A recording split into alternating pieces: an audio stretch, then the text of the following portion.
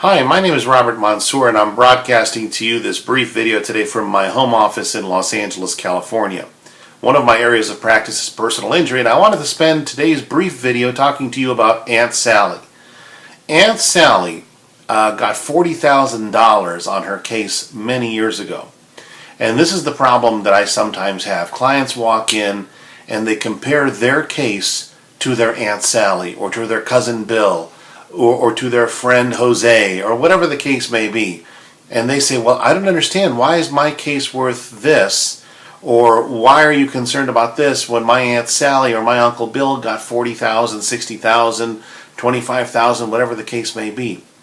One of the biggest dangers that you can get involved in when you're doing a case like this, a personal injury case, is comparing your settlement or your result to other people in your friends and family circle.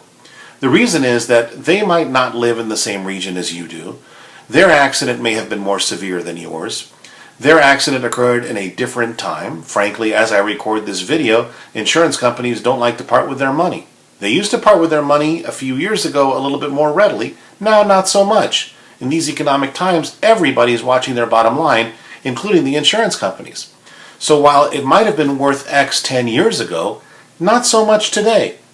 And frankly, in my region of the country, juries are very stingy for the most part. And so another variable is the insurance adjuster that you're dealing with. Sometimes you deal with an insurance adjuster who's very reasonable, willing to talk about the big picture. Other times you get an insurance adjuster who's not so reasonable and very difficult. And some of them maybe had a bad childhood. I don't know. The point is that you have to deal with the variables that are involved in your case. And don't get hung up on whether so-and-so got this much or so-and-so got that much for a similar case. That's going to lead you to a road to nowhere. You need to evaluate your case under your circumstances in the time and region that your case is being handled. And then try to fashion the best result that you can given the scenario that you have. You can't always control it, and there are many variables that you cannot control. But at the very least, one thing you can control is your tendency, or the propensity rather in many cases, to compare your result with the results of others. My name is Robert Mansour, and I thank you very much for watching this brief video.